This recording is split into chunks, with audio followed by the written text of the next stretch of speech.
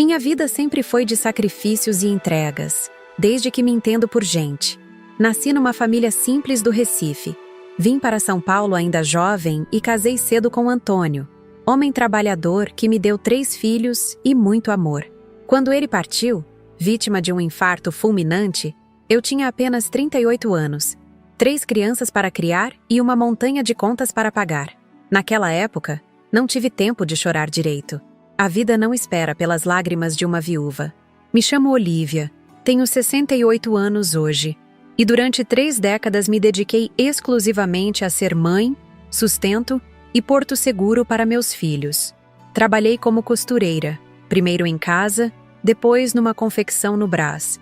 E por fim, consegui montar meu próprio ateliê de concertos no fundo da casa que consegui comprar depois de 15 anos pagando aluguel. Meus dedos têm calos permanentes de tanto segurar agulhas e tesouras. Minhas costas carregam o peso de milhares de horas curvadas sobre tecidos, fazendo bainhas, ajustes, concertos que pareciam pequenos para os clientes, mas que juntados pagaram a educação dos meus filhos. Cecília, a mais velha, sempre foi estudiosa e responsável. Formou-se em enfermagem e hoje trabalha em Florianópolis. Ligamos toda semana e ela sempre pergunta se estou precisando de algo. José, o do meio, ironicamente voltou para o Recife, minha terra natal, casou com uma moça de lá e me deu 2 netos que só conheço por fotos e videochamadas. E Maurício, o caçula... Maurício sempre foi meu ponto fraco, o mais parecido com o pai, tanto na aparência quanto no jeito de falar. Desde pequeno sabia como me convencer de qualquer coisa com aquele sorriso torto que derretia meu coração de mãe. Foi pensando neles que economizei cada centavo possível durante anos. Enquanto minhas amigas iam ao cabeleireiro, eu cortava meu próprio cabelo. Enquanto outras senhoras da minha idade faziam pequenas viagens, eu guardava o dinheiro para emergências. Minha única extravagância era cultivar um pequeno jardim no quintal da frente, com rosas amarelas que me lembravam minha infância no Recife, onde minha mãe tinha um jardim parecido. Quando finalmente consegui quitar a casa no bairro do Bom Retiro, uma construção simples, mas aconchegante, com 2 quartos, sala, cozinha e meu querido ateliê nos fundos, senti pela primeira vez na vida que tinha conquistado algo verdadeiramente meu. Ninguém poderia me tirar dali. Era meu cantinho de paz para a velhice que se aproximava. O lugar onde finalmente poderia descansar depois de uma vida de trabalho. Nas manhãs de domingo, gostava de tomar café na varanda, observando o movimento da rua, cumprimentando os vizinhos que passavam. Seu Gomes, dono da quitanda da esquina, sempre me trazia as frutas mais frescas e parava para uma prosa rápida. Dona Jurema, minha vizinha há 15 anos, vinha tomar café comigo às quartas-feiras. Éramos como irmãs, apesar de não termos o mesmo sangue. Ela sempre dizia que eu era boba demais com meus filhos, especialmente com Maurício. "Olívia, você precisa aprender a dizer não", ela repetia. Eu sorria e mudava de assunto. A vida seguia seu curso tranquilo até aquela terça-feira de março. Estava costurando o vestido de primeira comunhão da neta de Dona Carmen, quando ouvi o barulho do portão. Não precisei olhar para saber quem era. Reconheceria aqueles passos apressados em qualquer lugar. Maurício entrou sem bater, como sempre fazia. Trazia aquela energia agitada que preenchia qualquer ambiente. "Mãe, tá em casa?" Ele gritou da sala como se a casa fosse grande o suficiente para não me encontrar facilmente. "No ateliê, filho", respondi, guardando cuidadosamente os alfinetes para não me espetar quando ele viesse me abraçar. Mas o abraço não veio. Maurício apareceu na porta do ateliê, vestindo uma camisa social azul e calça jeans. Tinha aquele olhar que eu conhecia bem, o olhar de quem já tomou uma decisão e só está comunicando, não consultando. "Mãe, tenho uma novidade", ele disse, apoiando-se no batente da porta. "Decidimos que vamos nos mudar para cá." Continuei sentada, a agulha parada no ar, tentando processar o que acabara de ouvir. "Como assim, se mudar para cá?" "É o seguinte", ele continuou, gesticulando animadamente como se estivesse explicando o plano mais brilhante do mundo. "O apartamento que estamos alugando ficou pequeno demais. Miguel já tem 7 anos Isabela 5. Eles precisam de mais espaço. E a mãe da Fernanda, Dona Iracema, está com problema nos joelhos. Precisa de alguém para cuidar dela. Então juntamos o útil ao agradável. Maurício! Tentei interromper, mas ele estava empolgado demais para notar minha hesitação. Sua casa tem 2 quartos. Você usa um só. O outro pode ficar para as crianças. Eu e Fernanda dormimos na sala, naquele sofá que vira cama. Dona Iracema pode ficar no seu quarto com você. Não é muito grande, mas dá para colocar 2 camas de solteiro no lugar da sua de casal. Meu coração acelerou. A ideia de dividir meu quarto, meu espaço mais íntimo, com uma senhora que mal conhecia me deixou tonta. E meu ateliê? Perguntei, olhando ao redor para o pequeno cômodo onde passava a maior parte dos meus dias. Ah, isso aqui? Ele deu de ombros como se estivesse falando de um armário velho, não do espaço que garantia minha independência financeira. A gente reorganiza, põe suas coisas de costura num canto da sala. Você já não trabalha tanto assim, né, mãe? Já está na idade de descansar. Descansar. Como se eu pudesse descansar com 2 crianças correndo pela casa. Uma nora organizando minha cozinha do jeito dela. Uma idosa dividindo meu quarto e meu filho ocupando minha sala. Como se descanso fosse viver cercada de pessoas invadindo cada centímetro do espaço que lutei tanto para conquistar. Filho, isso é uma decisão muito grande. Precisamos conversar melhor. Pensar em como... Já está tudo decidido, mãe. Ele me interrompeu, com aquele tom que não admitia contestação. Já demos o aviso no apartamento. Temos que sair até sábado. Já contratei o caminhão de mudança. Sábado? Deste sábado? Senti o sangue fugir do meu rosto. Mas isso é daqui a 4 dias. Maurício consultou o relógio como quem tem compromissos mais importantes. Pois é, por isso vim avisar logo. Fernanda já está empacotando tudo. Vamos chegar cedo, lá pelas 8 da manhã. Ah, e precisamos desmontar essa sua máquina de costura para abrir espaço. Fiquei em silêncio, atordoada demais para responder. Ele interpretou meu silêncio como concordância, como sempre fazia. Sabia que podia contar com você, mãe, disse, finalmente se aproximando para um beijo rápido na minha testa. Você é a melhor, sempre disponível para ajudar a família. Agora preciso ir, tenho reunião. Fernanda vai te ligar para combinar os detalhes. E assim, em menos de 10 minutos, meu filho havia decidido o futuro da minha vida sem sequer perguntar se eu concordava. Como se eu fosse apenas um detalhe em seus grandes planos. Como se minha opinião não importasse. Como se minha casa, meu espaço, minha privacidade fossem moedas de troca que ele pudesse usar quando precisasse. Quando a porta da frente bateu, continuei sentada, olhando para o nada. O vestido de primeira comunhão esquecido no meu colo. A raiva, sentimento que raramente permitia que me dominasse, começou a subir pelo meu peito como uma onda quente. Não era apenas indignação, era uma revolução silenciosa que começava dentro de mim. Foi naquele momento, aos 68 anos, que percebi uma verdade dolorosa. Durante toda a minha vida, confundi amor de mãe com subserviência. Acreditei que amar significava ceder sempre, que meu papel era resolver os problemas dos meus filhos a qualquer custo. Mas ali, naquele momento de clareza cristalina, entendi que havia criado um filho que não me respeitava como pessoa, apenas me via como recurso disponível. Olhei para minhas mãos calejadas, para o ateliê que construí com tanto sacrifício, para as fotos na parede que contavam a história da minha vida. E uma certeza se formou. Não desta vez. Não mais. Levantei-me devagar, guardei o vestido cuidadosamente e fui até o telefone. Minhas mãos tremiam levemente quando disquei o número de Jurema. Quando ela atendeu, minha voz estava diferente, mais firme do que jamais estivera. Jurema? É a Olívia.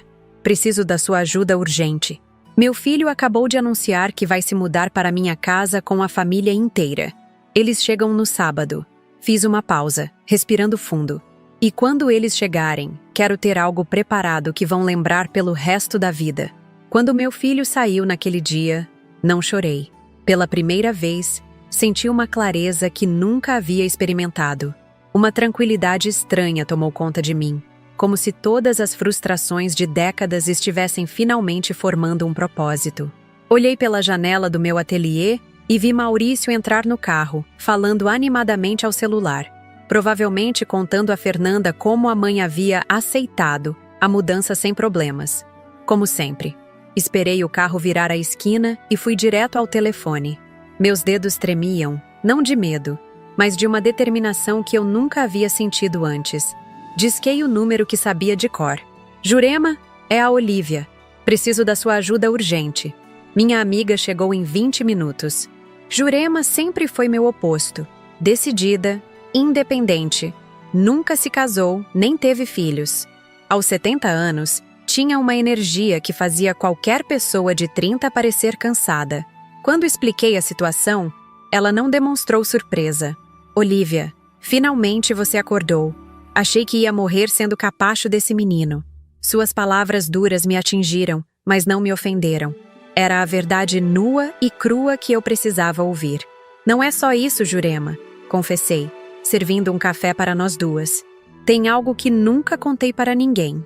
Abri a gaveta da cômoda da sala e retirei uma pasta velha, daquelas de elástico que guardava escondida há anos.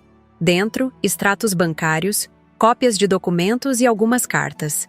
Há 2 anos descobri algo estranho no meu extrato do banco. Um empréstimo consignado que eu nunca fiz. Fui ao banco reclamar, achando que era erro. Quando me mostraram o contrato, reconheci a assinatura imediatamente. Jurema pegou o papel e examinou. Esta não é sua letra. Não, mas é uma imitação muito boa da minha assinatura, feita por alguém que me viu assinar papéis a vida toda. Os olhos de Jurema se arregalaram, compreendendo imediatamente. Maurício? Confirmei com a cabeça, o gosto amargo subindo pela garganta. Descobri mais tarde que não foi só uma vez. Por anos, ele usou meu nome para conseguir empréstimos, abrir contas, financiar aquele carro novo. E você nunca fez nada? Nem confrontou ele? Jurema parecia incrédula. Confrontei uma vez. Ele chorou, pediu desculpas, disse que estava com problemas financeiros, que ia devolver tudo. Suspirei, lembrando daquele dia. Acreditei nele. Quis acreditar. Mas 6 meses depois, descobri outro empréstimo. Jurema pegou minhas mãos entre as suas.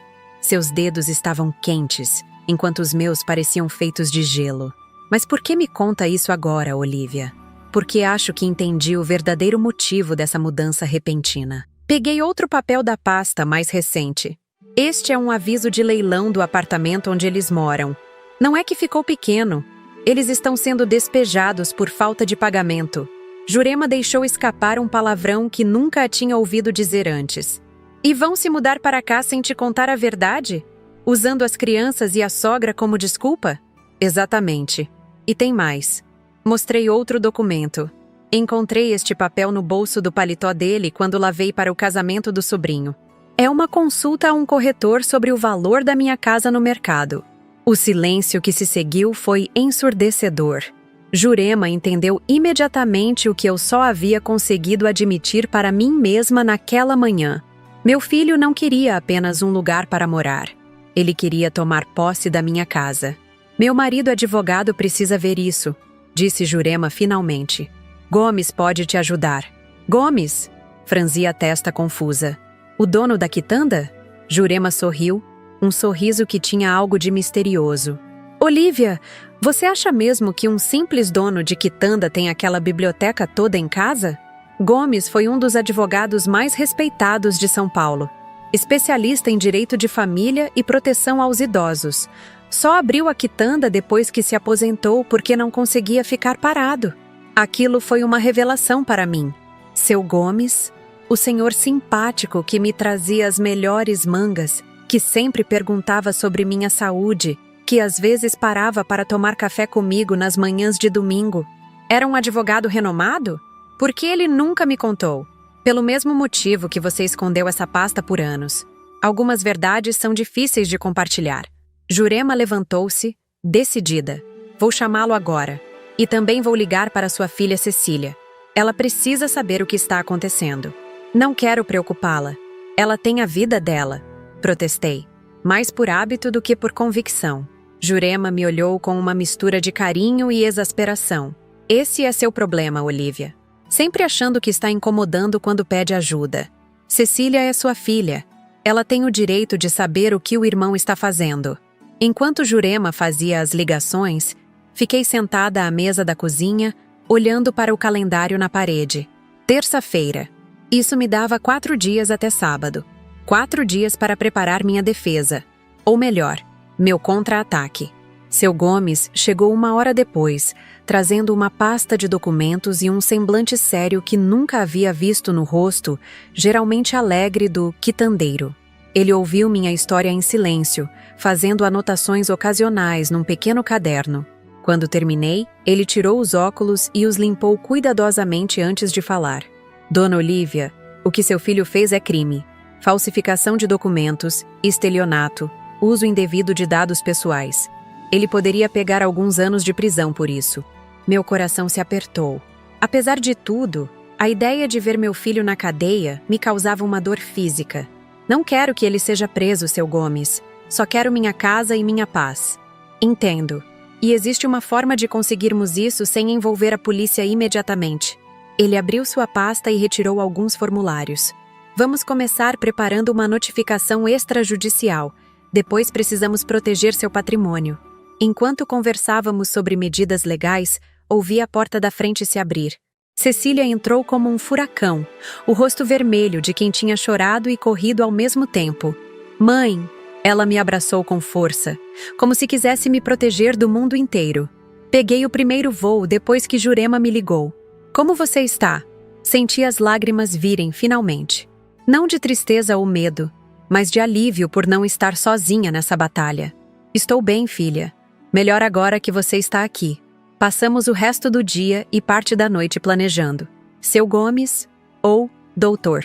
Roberto Gomes, como descobri ser seu nome completo, explicou que poderíamos usar as provas dos empréstimos fraudulentos como forma de pressão, sem necessariamente iniciar um processo criminal.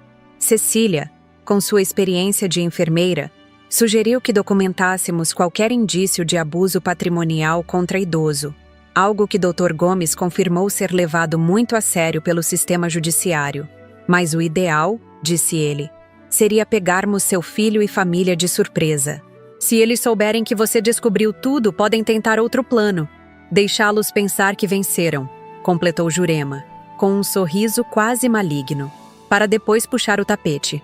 Foi quando tive uma ideia tão ousada, tão diferente de tudo que eu jamais havia pensado em fazer, que por um momento hesitei em compartilhar. Mas então olhei ao redor, para minha filha, minha melhor amiga, o advogado renomado que se disfarçava de quitandeiro, e percebi que tinha uma rede de apoio com a qual nunca havia contado. E se fizermos mais do que apenas impedi-los? Perguntei, sentindo uma confiança nova crescer dentro de mim. E se dermos a eles exatamente o que merecem? Na manhã seguinte, começamos a executar o plano. Cecília fingiu voltar para Florianópolis, mas na verdade ficou hospedada na casa de Jurema. Doutor Gomes acionou um antigo colega que trabalhava como tabelião para preparar alguns documentos especiais. E eu, pela primeira vez na vida, comecei a agir como a protagonista da minha própria história, não como coadjuvante na vida dos outros. Na quarta-feira, recebi uma ligação de Fernanda, minha nora. Sua voz soava ansiosa, quase frenética. Dona Olívia, Maurício me contou que já conversou com a senhora sobre nossa mudança. Queria agradecer por nos receber. Sei que vai ser um ajuste para todos. Respirei fundo antes de responder, mantendo a voz calma e submissa que ela esperava ouvir. Claro, Fernanda. Família é para essas horas, não é mesmo? Sim, sim, ela respondeu, claramente aliviada. Estava pensando em algumas mudanças para quando chegarmos. Aquela sua máquina de costura antiga ocupa muito espaço e, enquanto ela falava sobre como reorganizaria minha casa, mantive o tom agradável, concordando com tudo. Quando desligamos, percebi que minhas unhas haviam deixado marcas nas palmas das mãos, de tanto que apertei os punhos durante a conversa. Naquela mesma tarde, Dr. Gomes trouxe uma jovem advogada ao meu ateliê. Esta é doutora Teresa, especialista em direitos do idoso e apresentadora do programa Idosos em Risco da TV comunitária. Teresa me explicou que o programa havia sido criado justamente para expor e combater casos de abuso contra pessoas idosas, especialmente aqueles cometidos por familiares. É mais comum do que se imagina, Dona Olívia. E quanto mais expusermos esses casos, mais pessoas vão se sentir encorajadas a denunciar. A ideia de expor minha história em público me assustava. Sempre fui reservada, discreta. Mas então lembrei da expressão de Maurício ao anunciar que tomaria minha casa, como se fosse seu direito. Lembrei dos anos de manipulação, das assinaturas falsificadas, do dinheiro desviado. Vamos fazer isso, decidi. Mas com uma condição. Quero que seja filmado ao vivo.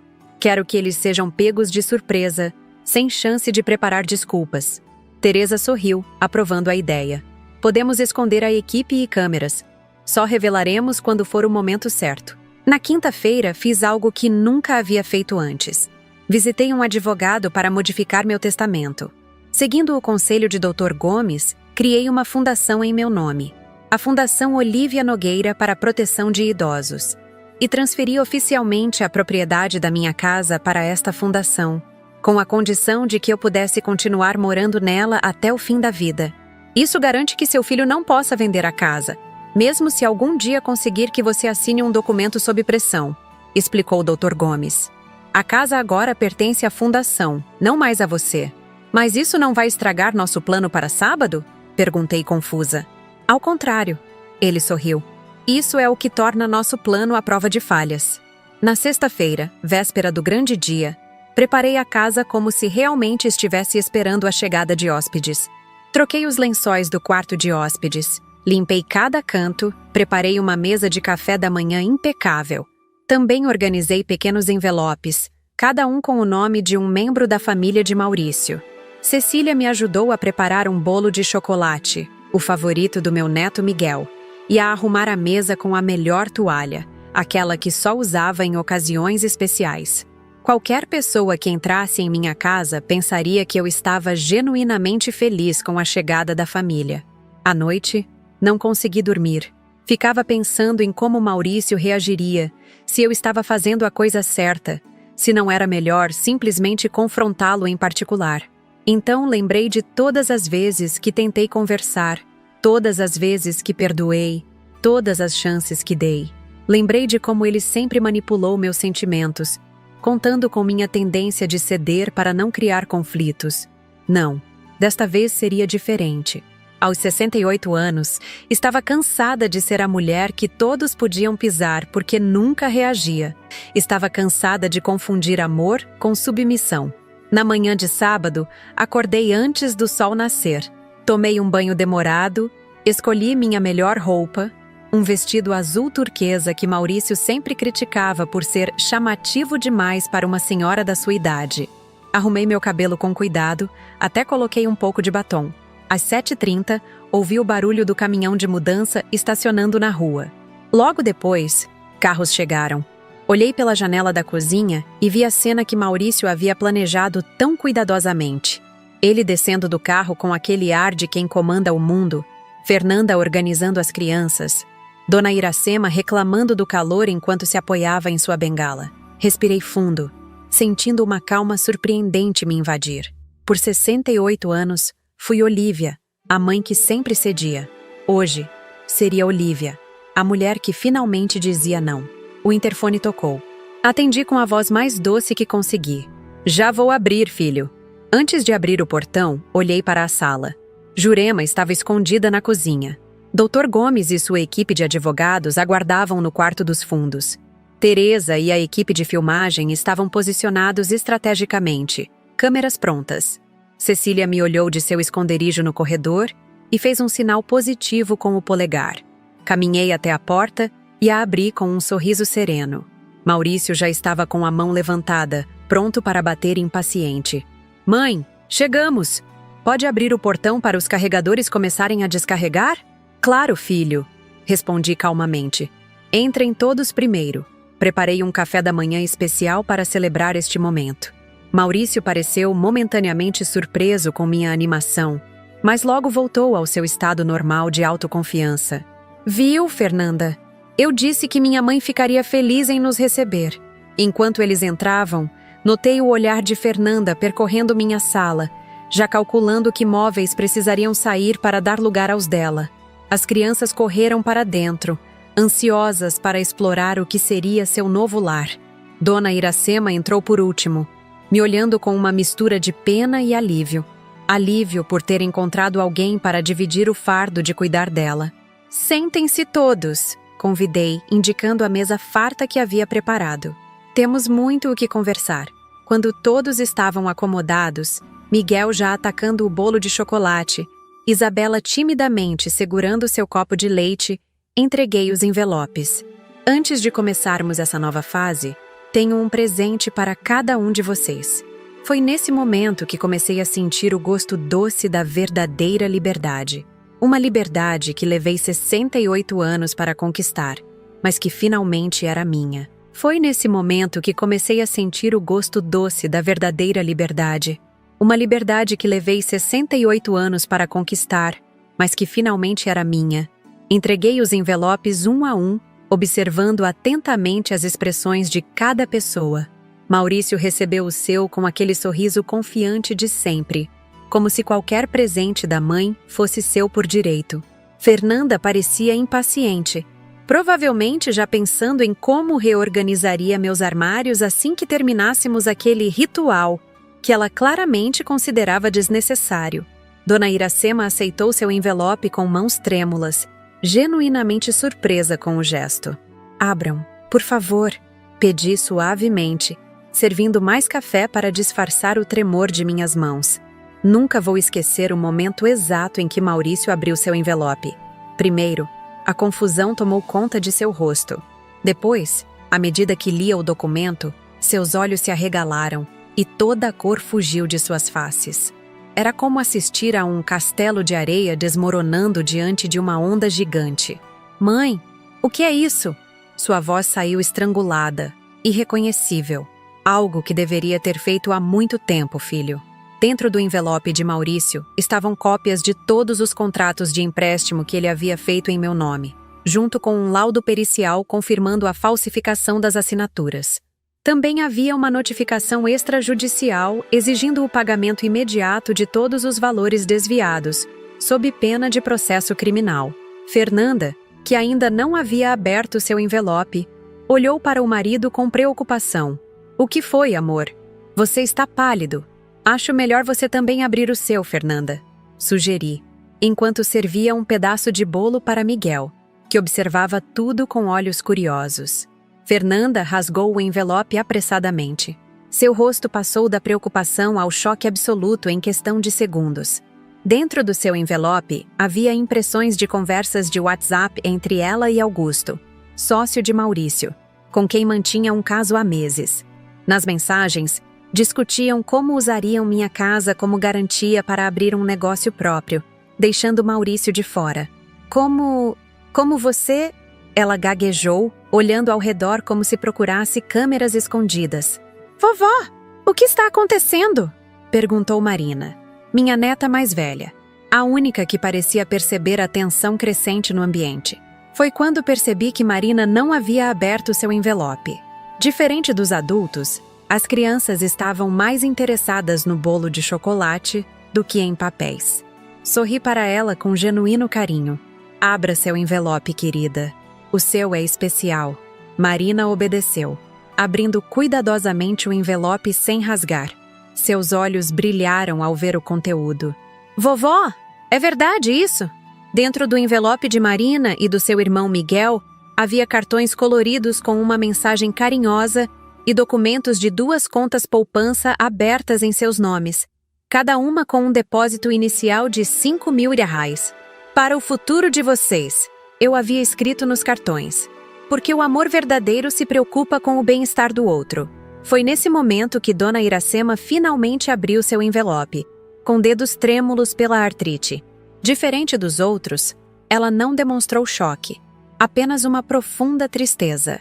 Seu envelope continha extratos bancários mostrando como seu filho, irmão de Fernanda, vinha desviando dinheiro de sua conta há anos, explicando por que suas economias haviam misteriosamente acabado. Eu desconfiava", ela murmurou, tão baixo que quase não ouvi, "mas não queria acreditar. Maurício se levantou abruptamente, derrubando a cadeira. Que palhaçada é essa, mãe? De onde você tirou essas mentiras? Mentiras, Maurício! Mantive a voz calma. Anos de prática em não demonstrar emoções finalmente servindo para algo útil. Você sabe muito bem que tudo isso é verdade. Cada empréstimo, cada assinatura falsificada, cada centavo que você tirou de mim sem meu consentimento. Você não pode provar nada disso. Ele gritou, batendo na mesa. Miguel começou a chorar, assustado com a reação do pai. Foi nesse momento que dei o sinal. Cecília saiu do corredor. Jurema emergiu da cozinha e Dr. Gomes apareceu com sua equipe de advogados.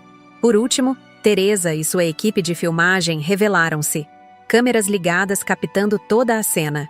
Na verdade, filho, posso provar tudo. Respondi, levantando-me também. E não estou sozinha nisso. O rosto de Maurício passou do vermelho da raiva ao branco do pavor em segundos. Ele olhou para cada novo rosto na sala como se visse fantasmas. Cecília? O que você está fazendo aqui? E quem são essas pessoas? Mãe, você trouxe estranhos para a nossa discussão familiar? Correção, Maurício. Interveio o Dr. Gomes, em seu tom profissional. Esta não é uma discussão familiar. É a documentação de um caso de abuso patrimonial contra a pessoa idosa, falsificação de documentos e estelionato. Crimes com penas previstas de 2 a 8 anos de reclusão. Teresa se aproximou com o microfone. Estamos gravando um episódio especial do programa Idosos em Risco, com autorização da Dona Olívia. O senhor gostaria de dar sua versão dos fatos para nossos telespectadores? Fernanda começou a chorar, enquanto Maurício parecia petrificado. Foi Dona Iracema quem quebrou o silêncio, com uma voz surpreendentemente firme para alguém de sua idade e condição. Olívia está certa, ela disse, enxugando discretamente uma lágrima. Vocês dois planejaram isso friamente. Eu ouvi vocês conversando no quarto, achando que eu estava dormindo, falando sobre como venderiam esta casa assim que conseguissem convencer a velha a passar para o nome de vocês. Aquela revelação me atingiu como um soco no estômago. Mesmo sabendo de tudo, ouvir a confirmação da boca de Dona Iracema tornava tudo ainda mais real, mais doloroso. A velha sou eu, Maurício? Perguntei, sentindo a voz falhar pela primeira vez. A mãe que lavou suas roupas até os 30 anos, que pagou seu curso técnico fazendo hora extra como costureira, que emprestou dinheiro para seu casamento mesmo quando mal tinha para si mesma. Marina se levantou e veio para o meu lado, segurando minha mão. Aquele pequeno gesto de solidariedade me deu força para continuar. Sabe, durante anos achei que a culpa era minha. Continuei, olhando diretamente nos olhos do meu filho. Que eu tinha criado um filho egoísta porque fui mãe solo, porque trabalhava demais, porque não soube impor limites. Hoje entendo que não. Você teve as mesmas oportunidades que suas irmãs. Cecília e José cresceram respeitosos, honestos, trabalhadores. A diferença é que você escolheu o caminho fácil. Escolheu usar as pessoas ao invés de conquistar seu próprio espaço. Maurício finalmente pareceu despertar do choque. Seu rosto se contorceu numa máscara de raiva e desespero. Você não pode fazer isso comigo.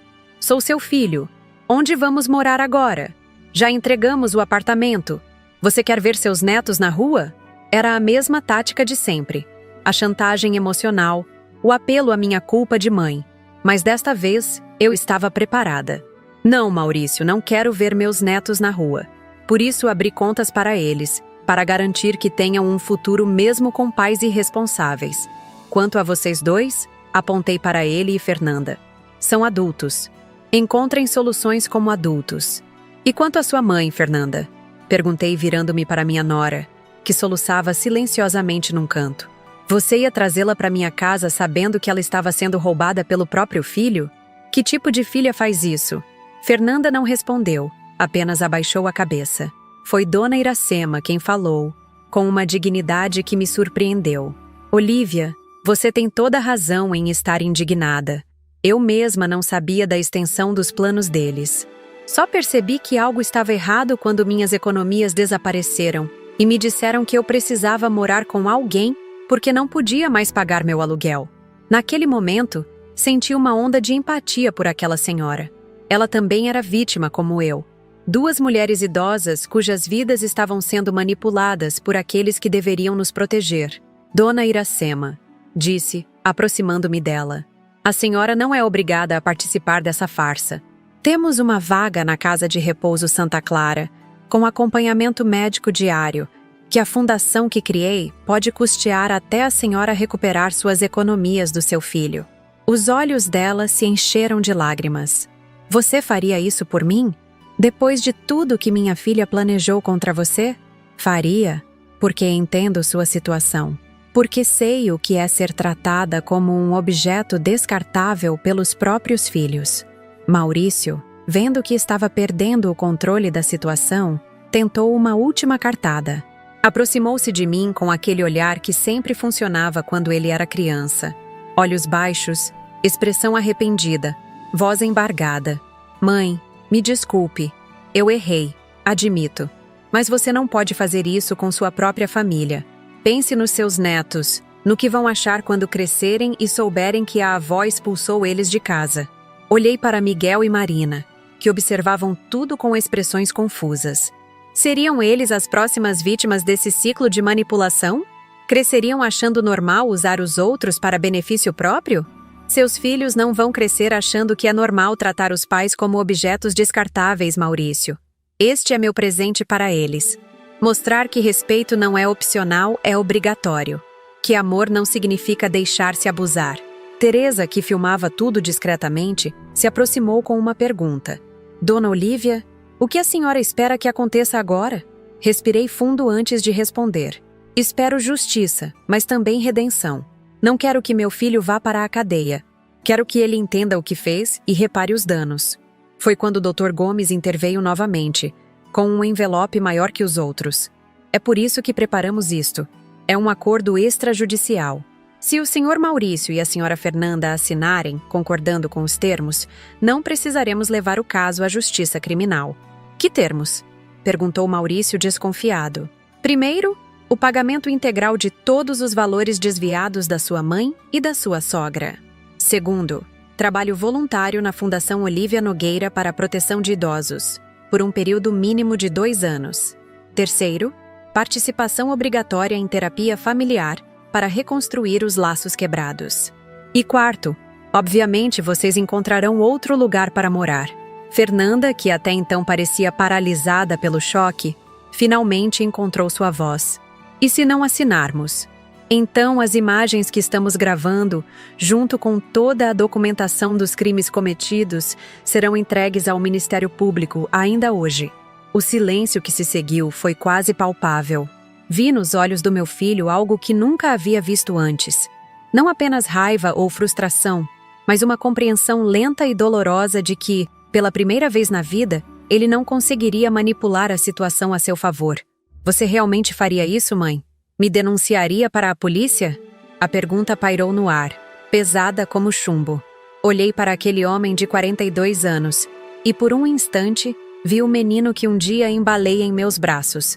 O menino que jurei proteger de tudo e de todos. O menino que se tornou um homem que não hesitaria em me deixar na rua se isso lhe trouxesse algum benefício. Não quero fazer isso, Maurício. Nunca quis. Mas você não me deixou escolha. Cecília, que havia permanecido em silêncio observando tudo, se aproximou do irmão. Maurício, aceite o acordo. É mais do que você merece. A mamãe ainda está sendo generosa, depois de tudo que você fez. Generosa? Ele rebateu, amargo. Ela está nos deixando sem teto, com 2 crianças. E você ia deixá-la sem casa, respondeu Cecília firmemente. A diferença é que ela tem 68 anos e você 42. Ela criou 3 filhos sozinha na idade que você tem agora, sem reclamar, sem trapacear ninguém. Aos poucos, vi a resistência de Maurício se esvair. Seus ombros caíram, derrotados. Fernanda, percebendo que não havia saída, foi a primeira a ceder. Vamos assinar, ela disse, surpreendendo a todos. Não temos escolha. Enquanto o doutor Gomes preparava os documentos para assinatura, Marina se aproximou de mim novamente. Aquela menina de 12 anos parecia a única verdadeiramente consciente da gravidade do momento. Vovó, ela sussurrou, Eu sabia que algo estava errado. Ouvia papai e mamãe discutindo sobre dinheiro, sobre a sua casa. Tentei falar com eles, mas ninguém me escutou. Abracei minha neta, sentindo uma mistura de orgulho e tristeza. Algumas pessoas só aprendem da maneira difícil, querida. Mas você é diferente. Tem um coração bom. Posso vir te visitar mesmo assim? Sem eles? Sempre, meu amor. Esta casa sempre estará aberta para você e seu irmão. Após a assinatura dos documentos, ficou estabelecido que Maurício e família teriam 48 horas para encontrar um lugar temporário. Dona Iracema aceitou a oferta da casa de repouso, com lágrimas de gratidão nos olhos. Teresa finalizou a gravação, prometendo que o programa seria editado com responsabilidade, focando mais na conscientização sobre abuso patrimonial contra idosos do que no drama familiar específico. Quando finalmente todos saíram, Maurício e Fernanda em silêncio mortificado, as crianças confusas, mas aliviadas pelo fim da tensão, a equipe de filmagem carregando seus equipamentos, fiquei sozinha com Cecília, Jurema e Dr. Gomes na sala que continuava sendo minha. Conseguimos, suspirou Cecília abraçando-me. Não sei se conseguimos é a palavra certa, respondi, sentindo o cansaço de décadas finalmente me atingir. Ninguém realmente ganha numa situação como esta. Você ganhou sua liberdade, Olívia, disse Jurema segurando minha mão. E talvez, só talvez, seu filho tenha ganhado uma chance de se tornar uma pessoa melhor. Dr. Gomes, sempre prático, começou a recolher os documentos espalhados. A fundação já está oficialmente registrada. A casa está protegida. E agora, dona Olívia? O que pretende fazer com essa nova fase da sua vida? Olhei pela janela, vendo o caminhão de mudança partir vazio, levando embora não apenas móveis que nunca chegaram a entrar, mas também um peso que carreguei por décadas. O peso de ser sempre a última prioridade na minha própria vida. Agora, respondi com um sorriso cansado, mas genuíno. Agora vou finalmente viver para mim mesma. Foi nesse momento que percebi que meus aliados, Cecília, Jurema, Dr. Gomes, não estavam ali apenas por causa daquela situação específica. Eles sempre estiveram ao meu lado, esperando pacientemente que eu encontrasse minha própria voz. E finalmente, aos 68 anos, eu havia encontrado.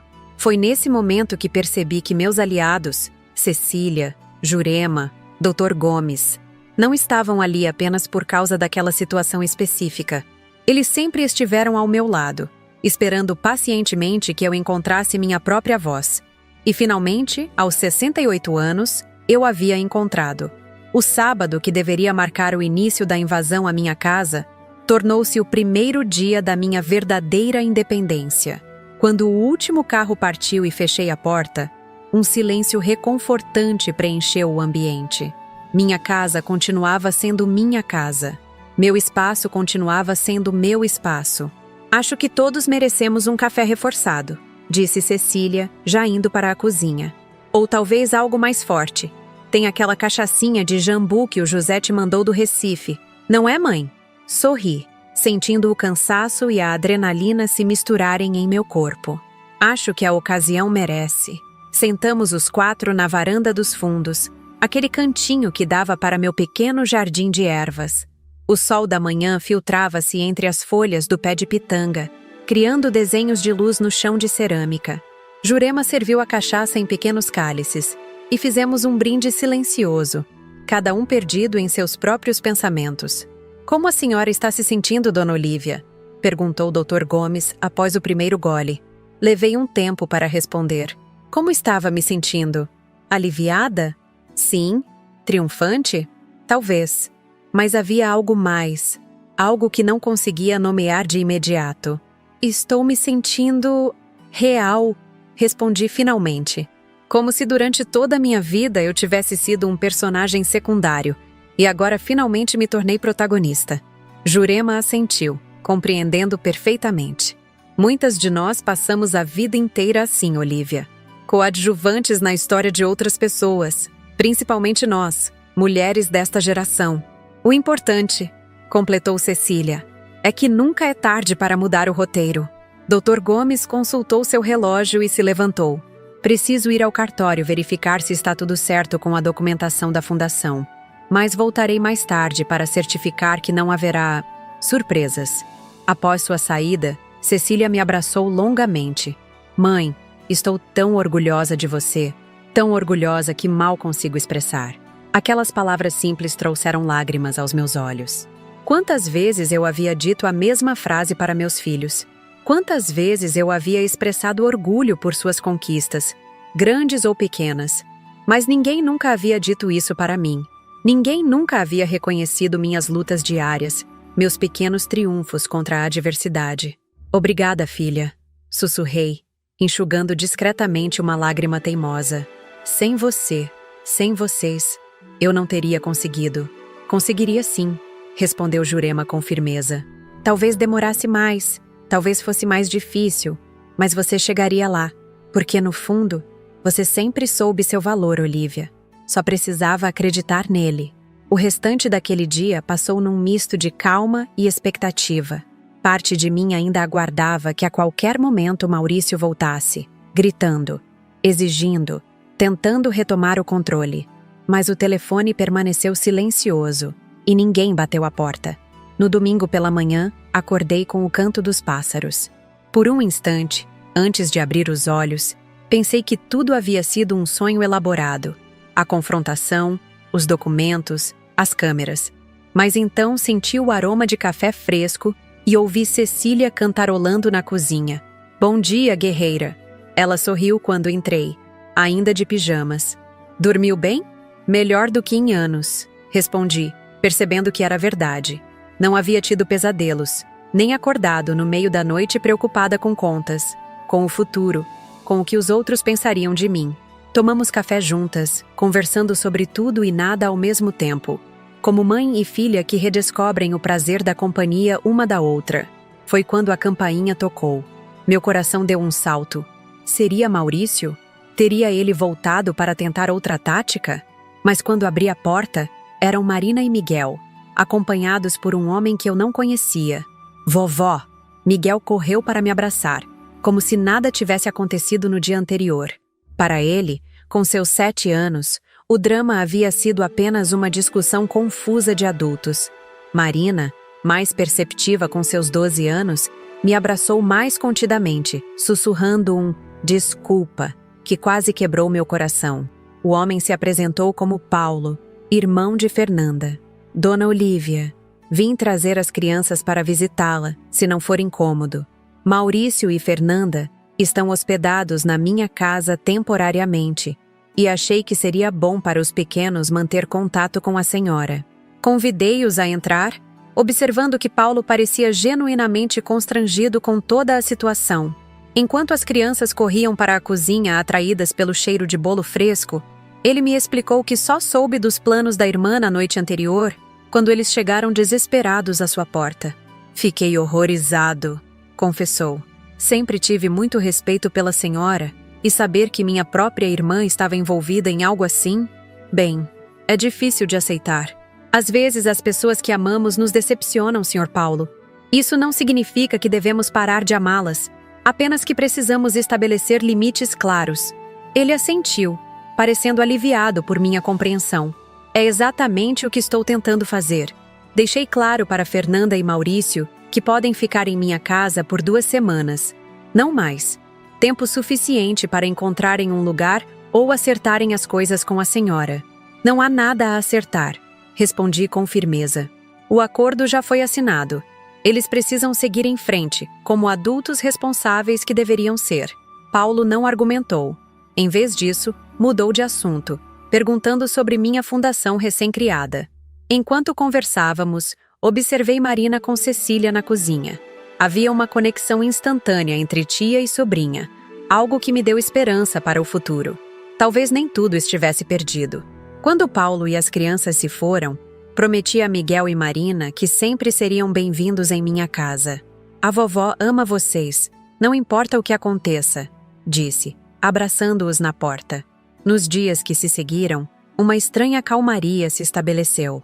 Não tive notícias diretas de Maurício ou Fernanda, apenas atualizações ocasionais através de Paulo ou Dr. Gomes, que monitorava o cumprimento do acordo. Soube que eles haviam alugado um apartamento menor, que Fernanda havia retomado contato com uma antiga colega de faculdade que ofereceu um emprego em sua clínica de nutrição, que Maurício estava relutantemente começando suas horas de trabalho voluntário na fundação.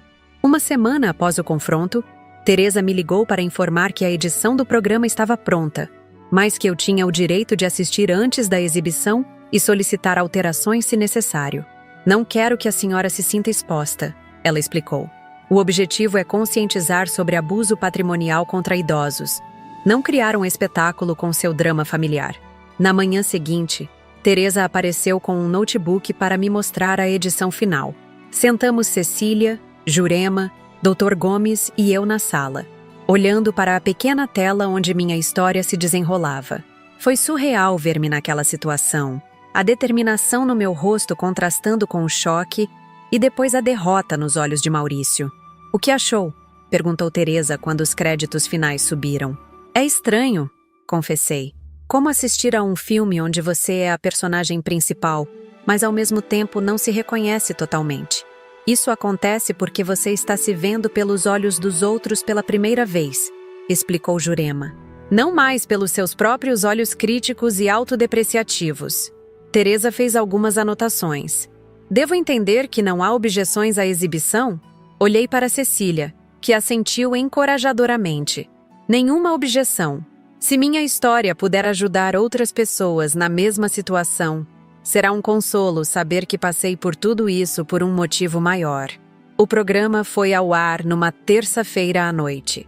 Não tive coragem de assistir novamente, preferindo me ocupar no jardim, plantando mudas de alecrim que seu Antônio da feira havia me dado. Quando finalmente entrei, havia 12 chamadas não atendidas no meu celular. Algumas de números desconhecidos, outras de velhos amigos que haviam reconhecido minha história. A repercussão foi maior do que eu poderia imaginar. Nos dias seguintes, recebi mensagens de apoio, de pessoas compartilhando histórias semelhantes, de idosos que se sentiram inspirados a procurar ajuda. Dr. Gomes informou que a procura por informações sobre direitos dos idosos havia triplicado em seu escritório. "A senhora se tornou um símbolo, Dona Olívia", ele disse com evidente admiração. "Um símbolo de resistência contra o abuso familiar. Não me sentia um símbolo, nem uma heroína. Apenas uma mulher de 68 anos que finalmente havia aprendido a dizer não." 2 semanas após a exibição do programa, recebi uma ligação inesperada. Era do Centro Cultural do Bom Retiro, convidando-me para dar uma palestra sobre minha experiência. A princípio recusei, apavorada com a ideia de falar em público, mas Cecília e Jurema insistiram que eu deveria considerar. "Pense em quantas Olívias existem por aí, mãe", argumentou Cecília. "Mulheres que passaram a vida inteira servindo aos outros e agora, na velhice, são tratadas como fardos." Acabei aceitando, mais por insistência delas do que por convicção própria. Passei dias preparando um pequeno discurso, treinando na frente do espelho, tentando domar o nervosismo que me consumia. Na noite da palestra, o pequeno auditório do Centro Cultural estava lotado. Para minha surpresa, não eram apenas idosos. Havia pessoas de todas as idades, inclusive jovens que poderiam ser meus netos. "Boa noite", comecei com voz trêmula. "Meu nome é Olívia Nogueira, tenho 68 anos, e durante quase toda a minha vida, acreditei que amar significava abrir mão de mim mesma. À medida que falava, minha voz foi ganhando firmeza. Contei sobre minha infância no Recife, sobre a vinda para São Paulo, sobre a luta para criar 3 filhos sozinha após a morte do meu marido. Falei sobre os pequenos sacrifícios diários que, somados, resultaram no apagamento gradual da minha identidade. Quando meu filho chegou anunciando que se mudaria para minha casa com a família, sem sequer me perguntar se eu concordava, percebi que havia criado um monstro", confessei. Não um monstro no sentido literal, mas um adulto que havia aprendido que minhas necessidades, meus desejos, meus direitos eram secundários aos dele. Contei sobre a investigação, o plano, o confronto, omitindo detalhes mais íntimos ou que pudessem identificar minha família diretamente. Falei sobre a fundação, sobre a importância de estabelecer limites, sobre como nunca é tarde para recomeçar. Aos 68 anos, estou aprendendo a viver para mim mesma. Estou aprendendo que dizer não não significa que amo menos. Significa que finalmente estou me incluindo nesse amor. Quando terminei, houve um momento de silêncio absoluto, seguido por uma onda de aplausos que me deixou sem fôlego. Pessoas vieram me abraçar, compartilhar histórias, pedir conselhos. Uma senhora de quase 80 anos segurou minhas mãos entre as suas e disse, com lágrimas nos olhos: "Você me deu coragem para fazer o que preciso fazer há anos." Voltei para casa exausta, mas com uma sensação de propósito que nunca havia experimentado antes. Cecília, que havia assistido discretamente do fundo do auditório, me abraçou com orgulho. "Você estava magnífica, mãe. Absolutamente magnífica." Nas semanas seguintes, minha rotina ganhou novos contornos. As manhãs continuavam dedicadas ao jardim e às costuras que ainda fazia por prazer, não mais por necessidade. Mas as tardes agora eram preenchidas com atividades da fundação, reuniões com o Dr. Gomes sobre aspectos legais, visitas à casa de repouso, onde Dona Iracema estava se adaptando surpreendentemente bem, entrevistas ocasionais para jornais locais interessados na iniciativa. Foi durante uma dessas visitas à casa de repouso que tive um reencontro inesperado. Estava conversando com a administradora sobre possíveis melhorias nas instalações quando vi Maurício no jardim, ajudando alguns idosos com uma horta comunitária. Parte do seu trabalho voluntário, imaginei. Nossos olhares se cruzaram brevemente. Não houve aceno, nem sorriso. Apenas um reconhecimento silencioso da presença um do outro. Continuei minha conversa como se não o tivesse visto, mas meu coração batia acelerado no peito. Quando estava saindo, ele apareceu no estacionamento. Parecia abatido, mais magro, com olheiras profundas que denunciavam noites mal dormidas. "Mãe", ele disse simplesmente, como um cumprimento. "Maurício", respondi no mesmo tom.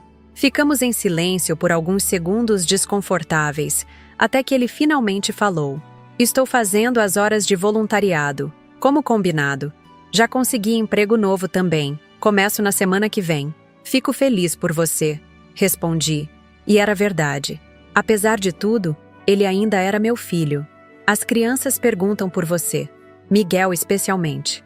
Eles podem me visitar quando quiserem. Você sabe disso." Mais silêncio. Maurício parecia lutar com palavras que não conseguia expressar. "Preciso ir", disse finalmente, indicando meu carro. "Mãe", ele chamou quando já estava abrindo a porta. Eu tenho pensado muito. Sobre tudo. Sobre o que fiz. Esperei, sem demonstrar qualquer reação. Acho que nunca percebi. Nunca entendi realmente o quanto o quê, Maurício? O quanto eu tomava você como garantida.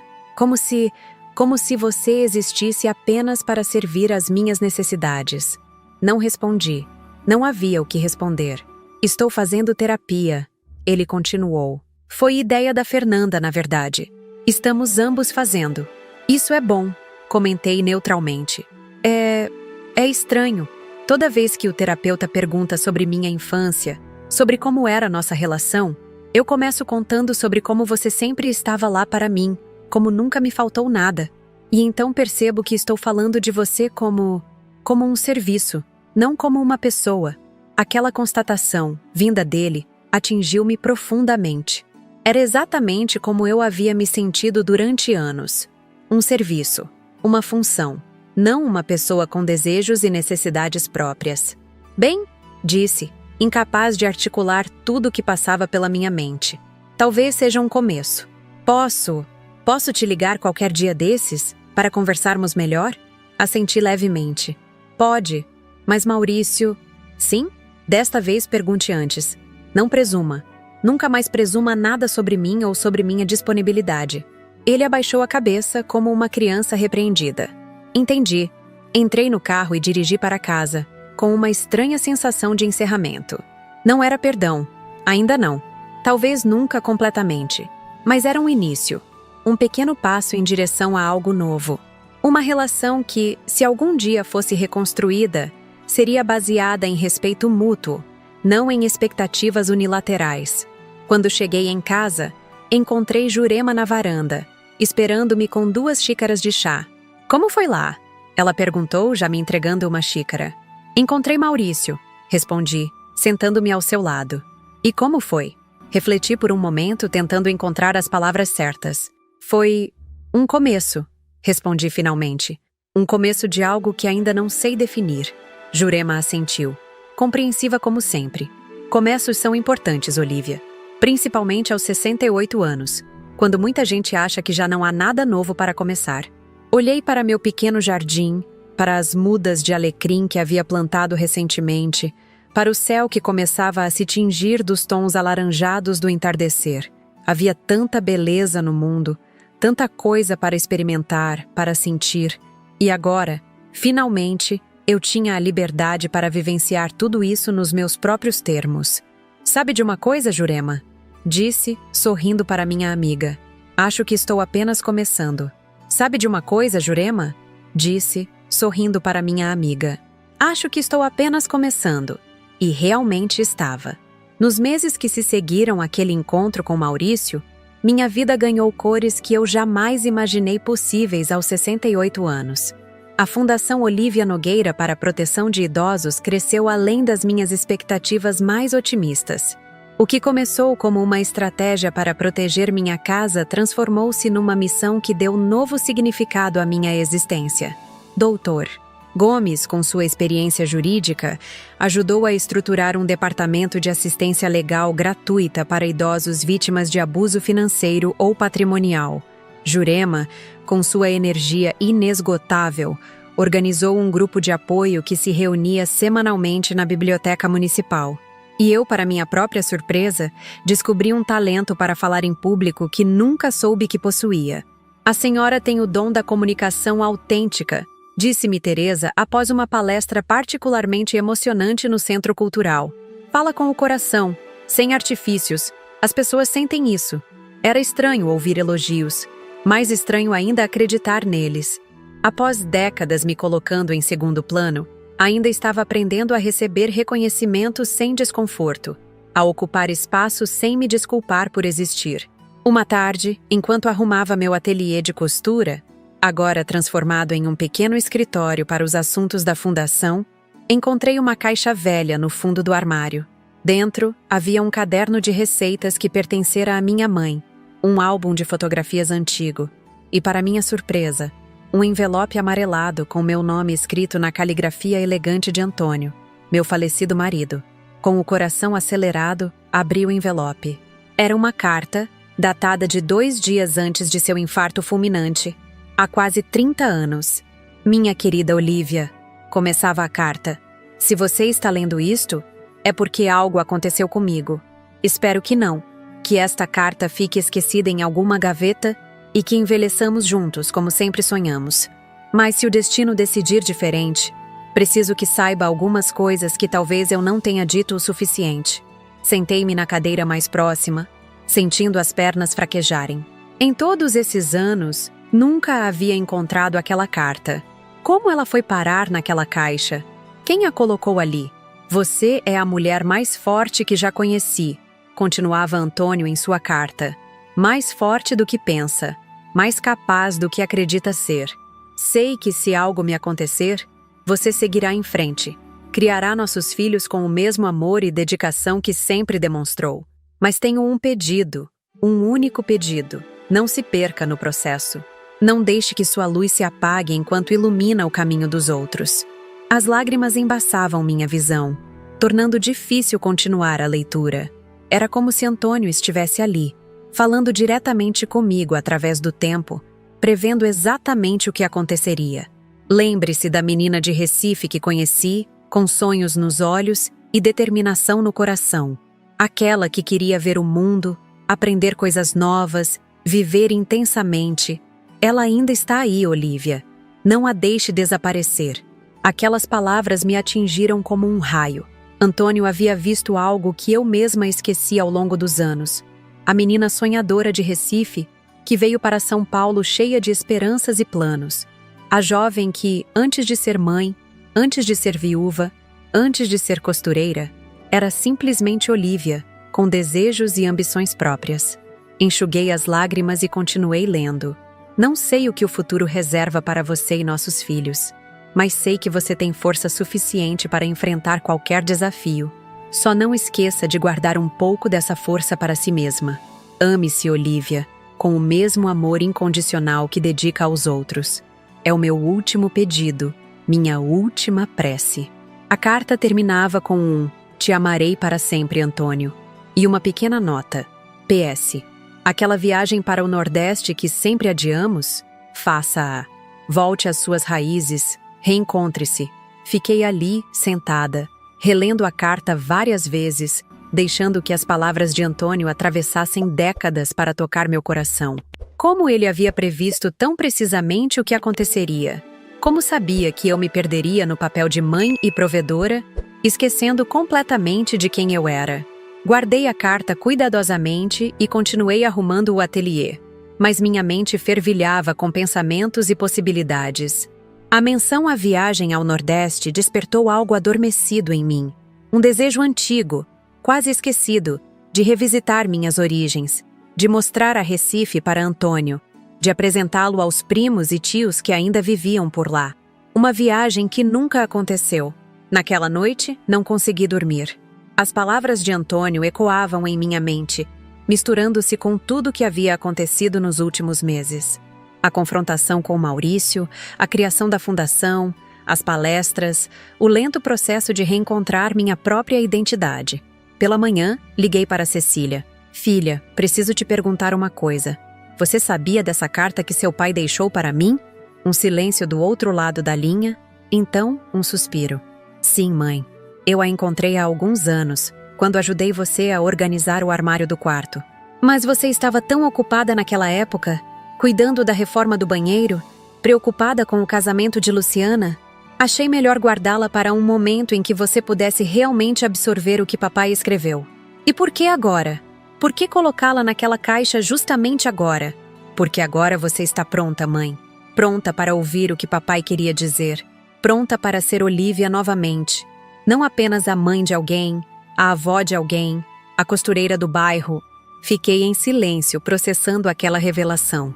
Minha própria filha havia esperado anos pelo momento certo, guardando as últimas palavras de Antônio como um tesouro precioso que só deveria ser revelado quando eu pudesse realmente valorizá-lo. "Obrigada, filha", sussurrei com a voz embargada.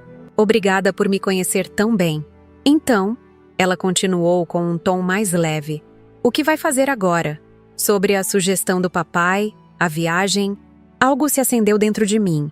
Uma chama pequena, mas persistente, de possibilidades e aventuras.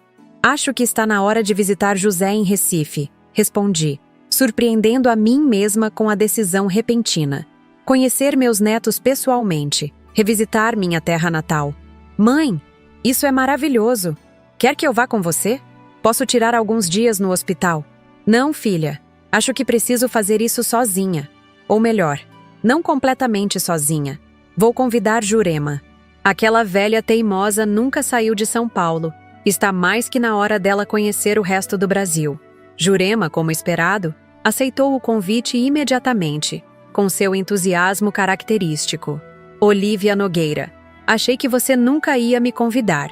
Estou fazendo as malas hoje mesmo." Passamos as semanas seguintes organizando a viagem, comprando passagens, contatando José para acertar os detalhes. Meu filho do meio ficou radiante com a notícia, prometendo nos mostrar cada canto de Recife, levar-nos para conhecer Porto de Galinhas, Olinda, os mangues e praias que faziam parte da minha infância distante. Há 2 semanas da viagem, recebi uma ligação inesperada. Era Maurício. "Mãe, soube que você vai viajar para Recife", ele disse sem preâmbulos. "Como você soube?" perguntei surpresa. Não havia comentado com ele sobre meus planos. "Marina me contou." Ela falou com a tia Cecília. Claro, o grapevine familiar, sempre eficiente. "Sim, vou visitar seu irmão, conhecer meus netos pessoalmente." Houve um silêncio do outro lado da linha, como se Maurício estivesse reunindo coragem para dizer algo difícil. Posso te levar ao aeroporto? Eu e as crianças?" O pedido me pegou desprevenida. Desde nosso breve encontro na casa de repouso, Maurício havia mantido distância, ligando ocasionalmente para dar notícias das crianças, mas nunca sugerindo um encontro. Claro, respondi após um momento. Seria bom. Mãe, ele continuou, a voz hesitante. Tenho pensado muito. Sobre tudo. Sobre como eu era. Como tratava você. Maurício, não precisamos. Não, mãe. Precisamos sim. Ele me interrompeu com uma firmeza que não era agressiva, apenas determinada. Preciso dizer isso. Passei a vida inteira achando que você existia para resolver meus problemas, para facilitar meu caminho. Nunca te vi como uma pessoa completa, com desejos e necessidades próprias. Fiquei em silêncio, sem saber como responder. A terapia está ajudando, ele continuou. Estou aprendendo a ver as coisas de forma diferente, a entender como meu comportamento afetava você e todos ao meu redor. Fico feliz por você, filho, respondi sinceramente. Não estou pedindo perdão, mãe. Ainda não. Sei que o que fiz vai muito além de um desculpe rápido. Estou trabalhando nisso, um dia de cada vez. Aquela maturidade, tão diferente do Maurício que conhecia, me pegou de surpresa. Talvez o confronto tivesse sido um ponto de virada não apenas para mim, mas para ele também. O tempo cura muitas coisas, Maurício, e estamos ambos aprendendo a construir uma relação diferente. É tudo que peço, mãe, uma chance de construir algo novo. Quando desliguei, fiquei pensando em como a vida dá voltas. Se alguém me dissesse, há alguns meses, que Maurício estaria fazendo terapia, reconhecendo seus erros e pedindo uma segunda chance, eu teria rido de descrença. Mas ali estava ele, aparentemente iniciando seu próprio processo de transformação. O dia da viagem chegou mais rápido do que eu esperava. Maurício, fiel à sua palavra, apareceu com Miguel e Marina para me levar ao aeroporto. Jurema já estava lá, com suas 3 malas gigantes que faziam jus à sua personalidade expansiva. Vovó, traz conchinhas da praia para mim? Pediu Miguel, abraçando minhas pernas. Claro, meu amor. E para você, Marina? O que quer que eu traga de Recife? Minha neta mais velha pensou por um momento. Então respondeu com uma seriedade além de seus anos. Traz histórias, vovó. Histórias de quando você era menina lá. Abracei-a, emocionada com a sensibilidade daquela criança. Trarei as melhores histórias, prometo. Quando chegou a hora de embarcar, Maurício me surpreendeu com um abraço desajeitado, mas sincero. Boa viagem, mãe. Divirta-se. Você merece. No avião, sentada ao lado de Jurema, que não parava de falar sobre todas as comidas que queria experimentar, permiti-me relaxar completamente pela primeira vez em décadas. Não havia preocupações com a casa, com os filhos, com dinheiro. Havia apenas a expectativa de reencontrar minhas raízes, de cumprir o último pedido de Antônio. Recife me recebeu com seu calor característico, úmido e envolvente. José estava no aeroporto com a esposa Mariana e os 2 filhos, Pedro, de 15 anos, e Clara, de 12. Foi estranho e maravilhoso abraçar aquelas crianças que só conhecia por videochamadas, sentir o calor deles, ouvir suas vozes sem a distorção da internet. Mãe, você está ótima! Exclamou José, abraçando-me com força. Mais jovem, mais radiante. É o que acontece quando nos libertamos de pesos que carregamos por tempo demais, respondi, trocando um olhar cúmplice com Jurema. Os 10 dias em Recife foram como um sonho. José, sempre o filho mais tranquilo e planejado, havia organizado um roteiro perfeito. Visitamos o Marco Zero, a Rua do Bom Jesus, os armazéns do Cais do Porto transformados em centro cultural. Passeamos de barco pelos rios que cortam a cidade, observando os mangues e seus caranguejos.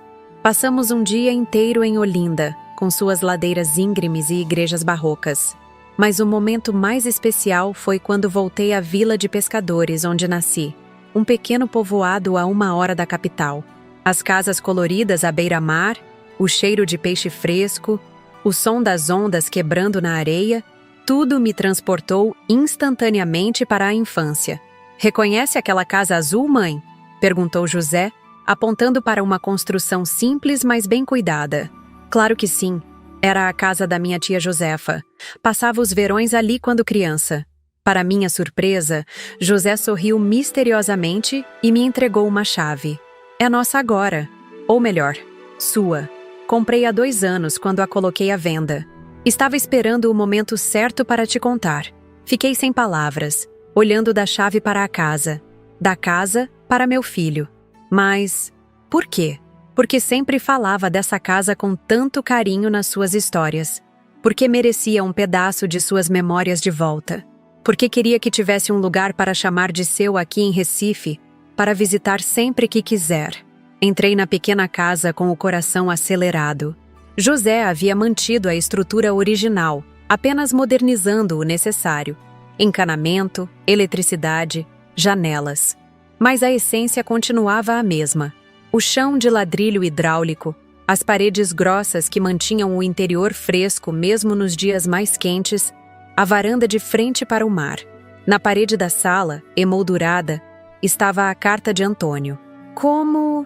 Perguntei, tocando a moldura com mãos trêmulas. Cecília me enviou uma cópia. Achei que deveria estar aqui, para te receber. Sentei-me na velha cadeira de balanço que havia na varanda, olhando para o mar infinito à minha frente. As ondas vinham e iam, num ritmo constante e ancestral. Quantas ondas haviam batido naquela praia desde que saí de Recife, uma jovem de 18 anos cheia de sonhos. Quantas marés altas e baixas, quantos amanheceres e entardeceres.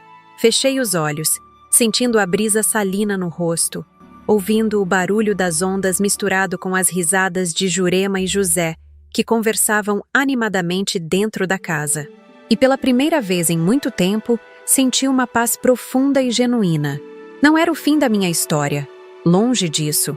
Era apenas o início de um novo capítulo. Um capítulo onde eu não era definida apenas por meus papéis de mãe, avó, costureira, viúva. Um capítulo onde eu poderia ser simplesmente Olívia, a menina de Recife que nunca realmente desapareceu. Apenas adormeceu por um tempo. Quando voltei a São Paulo com a promessa de retornar a Recife regularmente, encontrei uma surpresa esperando por mim. A Fundação havia sido convidada a participar de um projeto nacional de conscientização sobre direitos dos idosos. Minha história seria incluída em uma cartilha educativa distribuída em todo o país. Sua coragem vai inspirar milhares de pessoas, Dona Olívia, disse Dr. Gomes, mostrando-me o convite oficial. Aceitei, claro. Como poderia recusar a oportunidade de transformar minha dor em esperança para outros? Hoje, aos 69 anos recém-completados, divido meu tempo entre São Paulo e Recife, entre a Fundação e minha casa à beira-mar, entre as palestras e os longos passeios na praia, entre os netos que vêm me visitar e os novos amigos que fiz. Maurício e eu estamos lentamente reconstruindo nossa relação, um passo de cada vez. Não é perfeito, não é fácil, mas é real, baseado em respeito mútuo, não em expectativas unilaterais. Marina e Miguel passam um fim de semana por mês comigo, e esses são os dias que mais espero. Às vezes, nas noites tranquilas, sento-me na varanda da minha casa no Bom Retiro e penso no dia em que meu filho chegou anunciando que tomaria meu espaço sem sequer me consultar. Naquele momento, senti apenas desespero e indignação. Não sabia que aquele seria o catalisador para a maior transformação da minha vida. Não sei o que o futuro reserva. Ninguém sabe. Mas aprendi que nunca é tarde para recomeçar, para redescobrir quem somos além dos papéis que assumimos, para dizer não, quando necessário, e sim, para as aventuras que a vida ainda tem a oferecer. E se há uma lição que gostaria de compartilhar com você, que está lendo minha história, é esta. Não espere até os 68 anos para perceber que sua vida é sua. Não permita que outros definam seu valor, seu espaço, seus direitos. O respeito começa de dentro para fora. Quando nos valorizamos, ensinamos aos outros como devem nos tratar. A casa que meu filho queria tomar continua sendo minha. Mas agora é muito mais que um espaço físico. É um símbolo da minha liberdade reconquistada, da minha identidade redescoberta. É o lar de uma mulher que finalmente aprendeu que amor próprio não é egoísmo, é sobrevivência. E aos 69 anos, estou apenas começando a viver. Olhando para trás, Para toda essa jornada que compartilhei com vocês, percebo como uma simples decisão de dizer não mudou completamente o rumo da minha vida. Tudo começou naquela terça-feira, quando meu filho Maurício entrou pela porta da minha casa no Bom Retiro, aqui em São Paulo, e simplesmente anunciou que ele, a esposa, os 2 filhos e a sogra iriam se mudar para a minha casa. Não foi um pedido, foi um comunicado. Como se eu, aos 68 anos, depois de uma vida inteira de trabalho para conquistar meu próprio espaço, não tivesse direito a uma opinião. Durante décadas, acreditei que ser uma boa mãe significava sempre ceder, sempre colocar as necessidades dos outros acima das minhas. Confundi amor com subserviência, confundi disponibilidade com anulação. Quando vim do Recife para São Paulo, jovem e cheia de sonhos, nunca imaginei que um dia me veria numa situação assim. Quando perdi meu marido Antônio e me tornei mãe solo de 3 crianças, não tive tempo para lamentar. Precisava trabalhar, sustentar a família, manter tudo funcionando.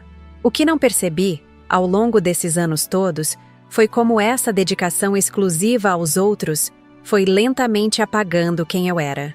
A menina sonhadora do Recife se transformou na costureira do bairro, na mãe do Maurício, da Cecília e do José, na avó do Miguel e da Marina. Olívia, a pessoa, havia desaparecido por trás desses papéis. Então veio aquele anúncio, a gota d'água. E algo dentro de mim, algo que esteve adormecido por décadas, finalmente despertou. Com a ajuda da minha amiga Jurema, de Dr. Gomes, que eu pensava ser apenas o dono da quitanda, mas revelou-se um advogado renomado. E de minha filha Cecília, preparei uma resposta à altura da invasão que meu filho planejava. Quando eles chegaram no sábado, o caminhão de mudança estacionado em frente à minha casa, as malas prontas, os móveis para descarregar, eu os recebi com café e bolos. E com envelopes. Envelopes que continham a verdade que eles tentavam esconder. Os empréstimos fraudulentos que Maurício havia feito em meu nome. As conversas comprometedoras entre Fernanda e seu amante. Os documentos mostrando como o irmão de Fernanda roubava as economias de Dona Iracema. A confrontação não foi fácil. Ver o choque, a raiva e depois a derrota nos olhos do meu filho não trouxe alegria. Apenas uma sensação agridoce de justiça. Não era sobre vingança. Era sobre estabelecer limites que deveriam ter sido estabelecidos há muito tempo. Aquele dia marcou o início da minha libertação. A criação da Fundação Olívia Nogueira para a Proteção de Idosos não foi apenas uma estratégia legal para proteger minha casa, mas se transformou numa missão que deu novo significado à minha vida. As palestras, os grupos de apoio, o programa de televisão, tudo isso me permitiu transformar minha experiência dolorosa em ajuda para outros que passam pelo mesmo. A redescoberta da carta que Antônio deixou antes de morrer foi outro momento transformador. Como ele conseguiu prever, 30 anos antes, exatamente o que aconteceria comigo? Como soube que eu me perderia no papel de mãe e provedora, esquecendo completamente de quem eu era? Não se perca no processo, ele escreveu. Não deixe que sua luz se apague enquanto ilumina o caminho dos outros. Palavras que atravessaram décadas para me tocar, exatamente quando eu mais precisava ouvi-las. A viagem a Recife, terra da minha infância, fechou um ciclo importante. Reencontrar minhas raízes, abraçar meus netos que só conhecia por videochamadas, receber a incrível surpresa da casa à beira-mar que José havia comprado para mim, tudo isso foi como um renascimento. Senti-me conectada novamente àquela menina de Recife, aquela jovem cheia de sonhos que um dia fui. O processo de reconciliação com Maurício está sendo lento, como deve ser. Não se reparam décadas de comportamento problemático da noite para o dia. Mas há esperança ali, nas pequenas mudanças, na terapia que ele está fazendo, na forma como ele começa, lentamente, a me ver como uma pessoa completa, não apenas como uma função em sua vida. Hoje, aos 69 anos, divido meu tempo entre São Paulo e Recife, entre a fundação e minha casinha à beira-mar, entre palestras e longas caminhadas na praia. Descobri que nunca é tarde para recomeçar, para redescobrir quem somos além dos papéis que assumimos, para dizer não quando necessário e sim para as aventuras que a vida ainda tem a oferecer. Se você está me assistindo e se identificou com qualquer parte da minha história, saiba que não está sozinho. Milhares de pessoas, especialmente mulheres da minha geração, passaram a vida inteira colocando os outros em primeiro lugar. Foram ensinadas que o autossacrifício é uma virtude, que suas necessidades são secundárias, que seus sonhos podem esperar. Esperar por um depois, que muitas vezes nunca chega. Quero dizer a você, olhando diretamente nos seus olhos: não espere. Não espere até os 68 anos como eu, para perceber que sua vida é sua. Não permita que outros definam seu valor, seu espaço, seus direitos. O respeito começa de dentro para fora. Quando nos valorizamos, ensinamos aos outros como devem nos tratar. Este canal, Vovó Lembrou, nasceu justamente para compartilhar histórias como a minha. Histórias de pessoas que, mesmo tardiamente, encontraram coragem para mudar o roteiro de suas vidas. Se esta narrativa tocou seu coração, por favor, deixe seu comentário abaixo. Gostaria muito de saber o que você faria no meu lugar. Teria agido como eu? Teria sido mais dura? Ou mais branda? Seus comentários são combustível para continuarmos este trabalho. Clique também no gostei, para que mais pessoas possam conhecer estas histórias de superação e transformação. E se ainda não é inscrito no canal, aperte o botão de inscrição e ative o sininho para ser notificado sempre que um novo vídeo for publicado. Este trabalho que realizamos no Vovó Lembrou exige muita dedicação e recursos. Gravamos, editamos e publicamos histórias reais diariamente, buscando trazer conteúdo que inspire e transforme vidas. Se você valoriza este trabalho e tem condições, considere nos ajudar através do Valeu Demais, uma forma de doação que nos permite continuar trazendo estas histórias para vocês. Sua contribuição, mesmo pequena, faz toda a diferença para mantermos o canal ativo e com conteúdo de qualidade. Lembro-me que quando comecei a gravar estes relatos, nunca imaginei o impacto que teriam. Cada mensagem de vocês, cada história compartilhada nos comentários, cada agradecimento, me mostra que valeu a pena abrir meu coração e expor situações tão pessoais e dolorosas. Isso não tem preço. No próximo vídeo, trarei outra história impactante que certamente vai tocar seu coração. Fique atento para não perder. E lembre-se sempre, nunca é tarde para recomeçar, para se redescobrir, para dizer não quando necessário, e sim para a vida que você merece viver. Aqui é Olivia, 69 anos, compartilhando com vocês não apenas um relato, mas uma lição que levei uma vida inteira para aprender. O amor próprio não é egoísmo, é o fundamento para relacionamentos verdadeiramente saudáveis. Até o próximo vídeo e muito obrigada por me acompanharem nesta jornada.